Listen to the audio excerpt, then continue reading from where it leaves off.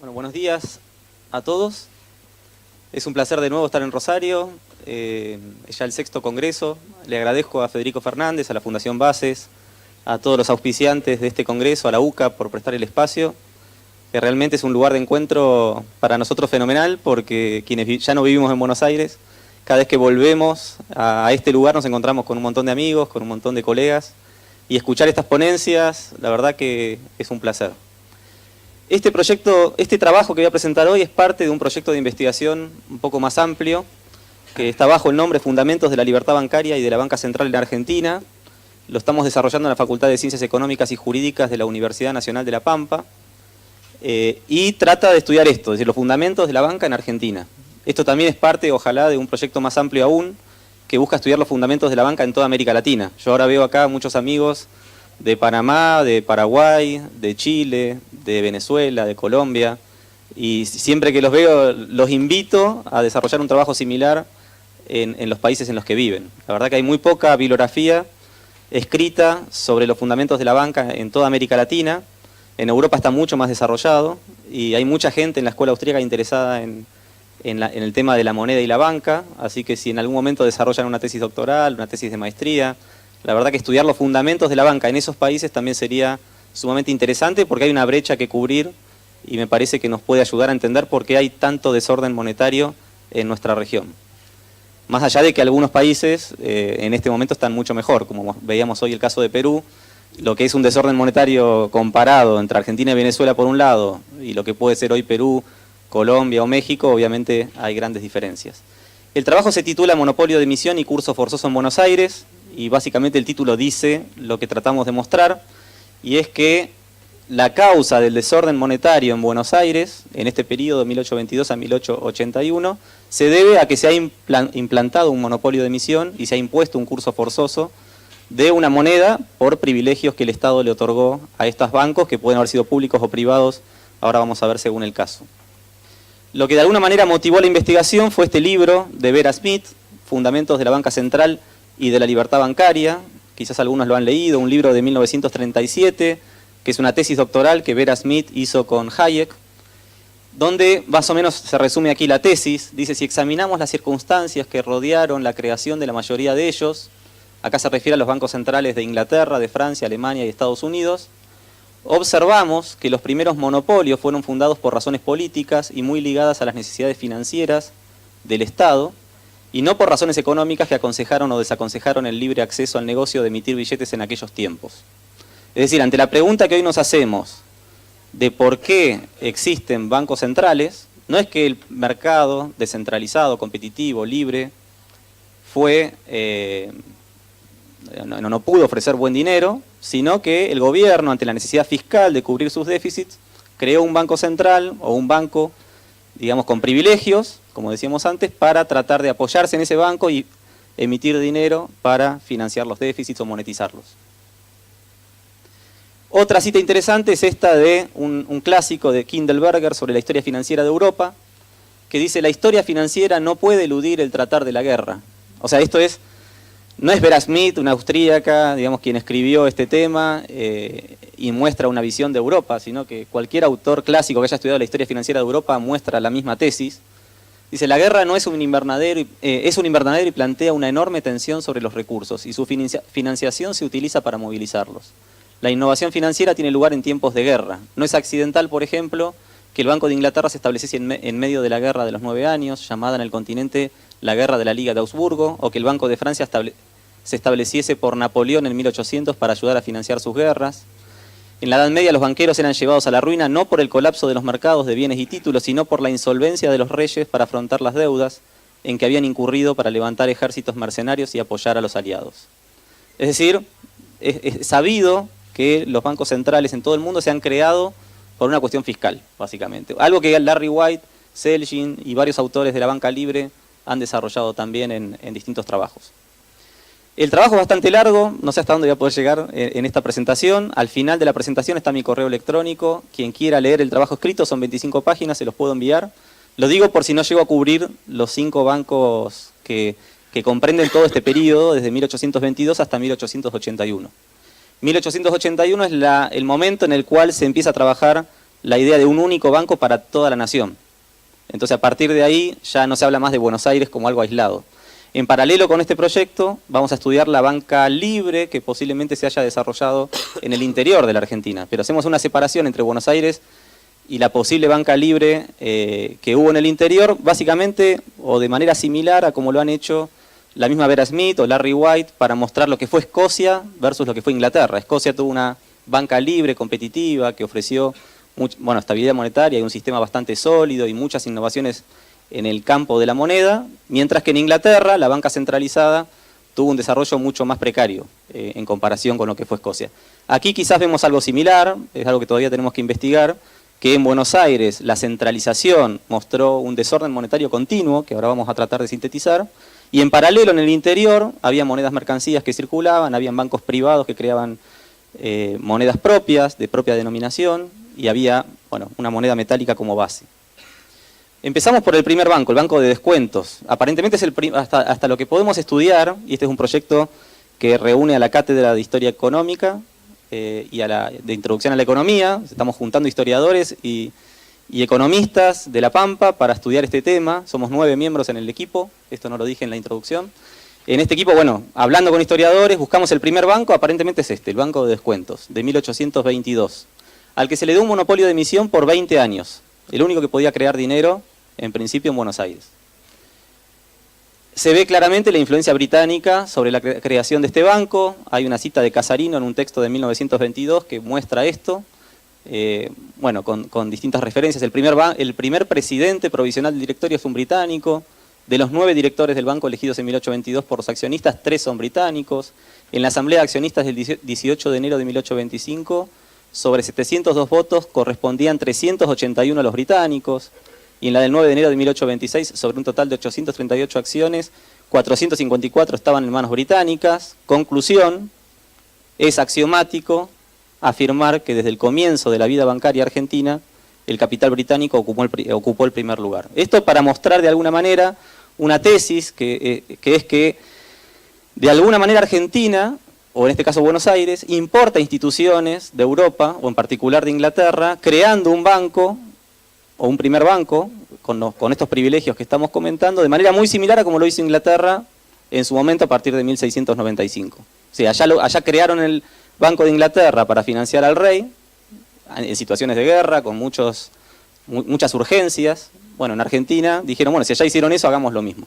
Entonces, de alguna manera se ve que la influencia de esta creación del primer banco, había una influencia británica, de gente que conocía muy bien cómo operaba la banca en Inglaterra, y esa institución monetaria, de alguna manera, se trae a nuestro país también. En los papeles este banco se crea para ensanchar el comercio, quiere decir para tratar de ver un país que venía creciendo, tratar de acompañar ese proceso de crecimiento. En realidad, la idea era que este banco sea un cooperador del sistema de Hacienda, que se había implementado, por la estrecha relación en que se pondría el Tesoro Público con el banco, el cual le proporcionaría recursos a un interés bajo, en vez de alto que pagaba el gobierno, cuyo crédito estaba equiparado ante los particulares.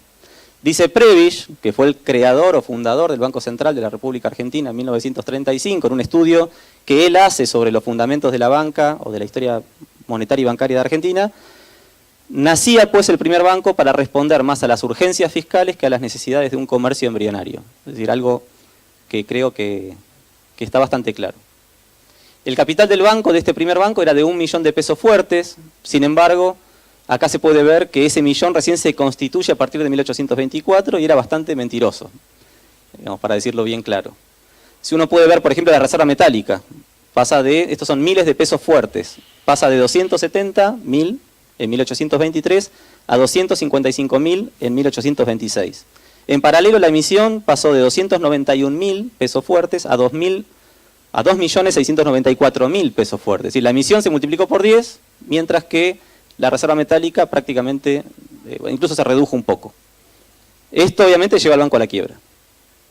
Pero la expansión del crédito, de esa cantidad de dinero que se crea la emisión, genera unas tasas de interés más bajas y de alguna manera generan en esos 4 años comercio, un auge, digamos, del ciclo económico que, en términos austríacos, ayudan de alguna manera a desarrollar la actividad económica, a generar empleo y demás.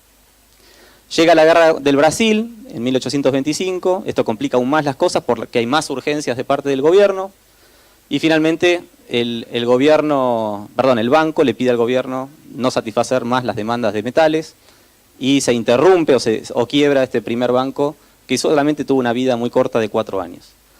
Bajo las cenizas de este primer banco se crea el segundo, el Banco Nacional, que va a tener un monopolio de emisión de 10 años, hasta 1836. En este caso el banco se crea con un capital de 10 millones de pesos, ya 10 veces más que el anterior. El primer millón de pesos fuertes viene del Banco de Descuentos, que como vimos no había realmente metales por 1 millón de pesos. Es decir, era un dato falso de entrada, es decir, no había suficiente metálico como para constituir un capital de 10 millones de pesos, solo había muy poco de esto, ¿no? En segundo lugar, se toman los 3 millones de pesos fuertes que corresponden al empréstito Baring. Siempre que se habla de la deuda externa en Argentina se habla de este empréstito. Era para infraestructura, pero ese dinero se toma porque hay metálico que puede servir para constituir un banco y crear quizás un orden monetario que acompañe el desarrollo del país. Acá podemos ver que en realidad de los 3 millones de pesos solamente hay 20.000 pesos fuertes en metálico, en tesorería. El resto son letras y demás, es decir, papeles. Y finalmente el saldo de 6 millones, más de la mitad, se abre a la suscripción del público, pero en realidad es un fracaso porque nadie quiere colocar dinero en un banco que básicamente nace quebrado.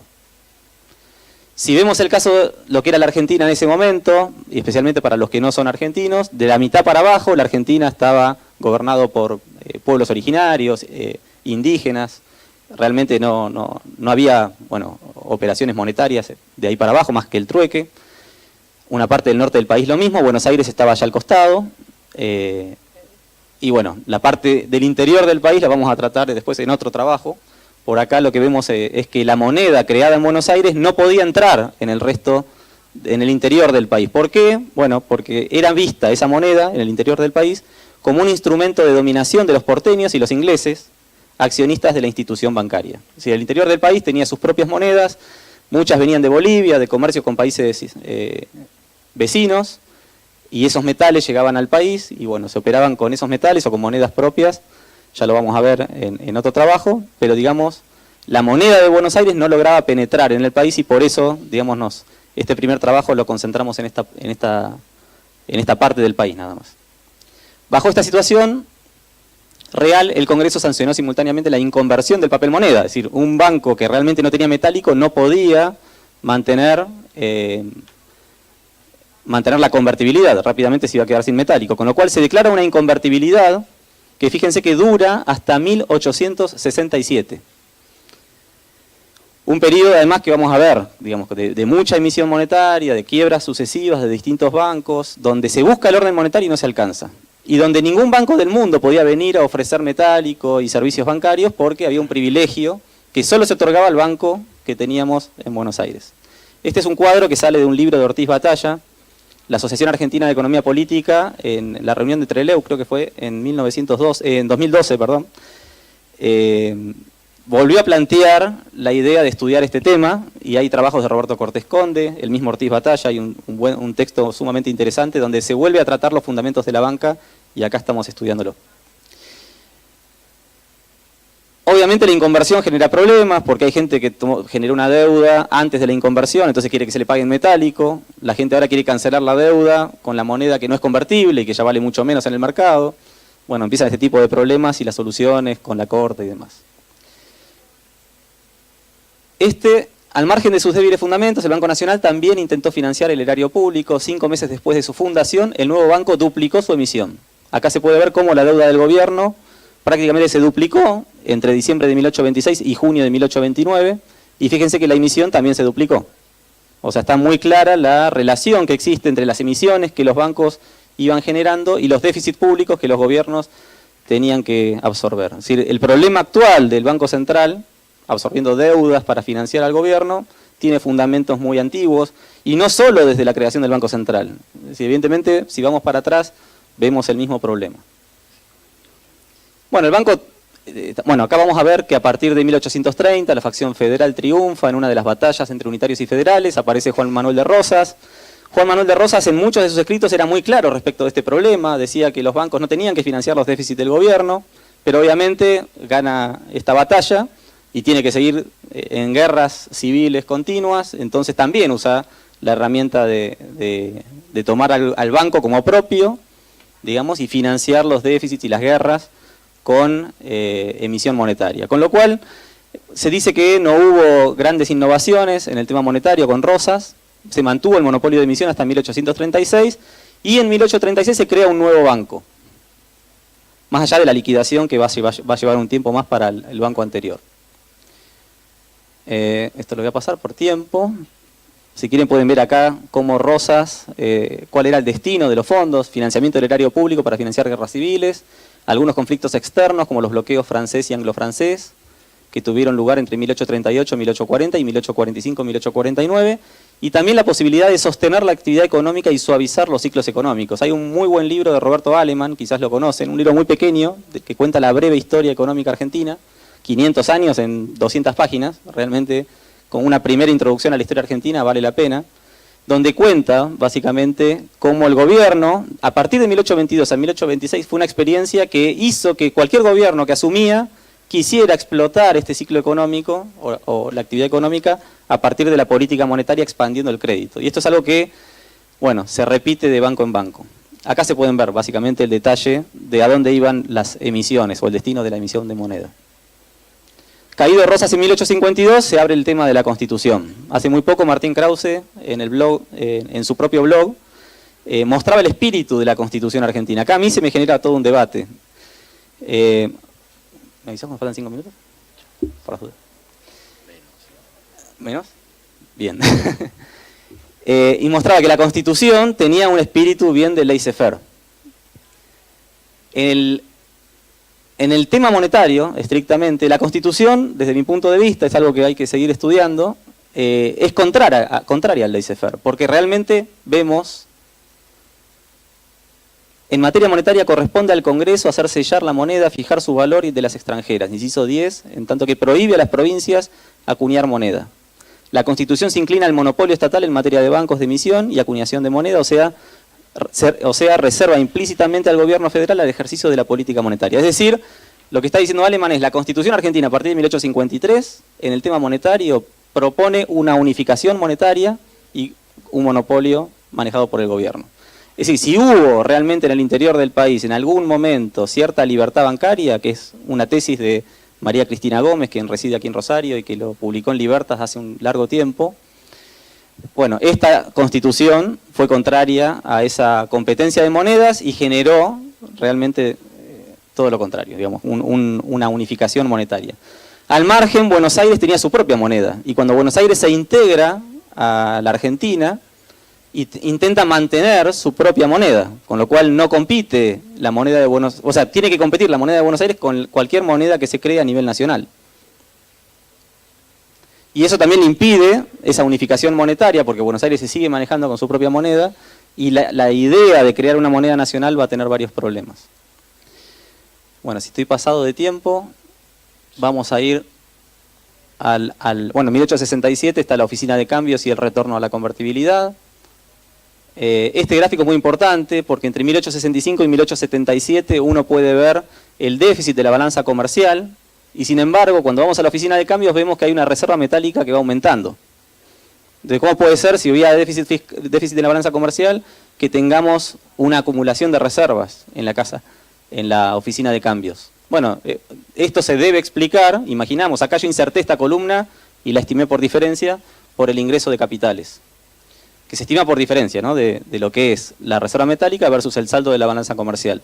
Puede ser por deuda que tomó el gobierno, distintos préstamos o empréstitos, y también porque la lana empieza a funcionar en Argentina, había algunas industrias agropecuarias que empezaban a funcionar y a partir de ahí entraban capitales para invertir. Entonces, la entrada de dólares, de alguna manera, es lo que permite que haya cierto orden monetario, temporal, pero orden al fin.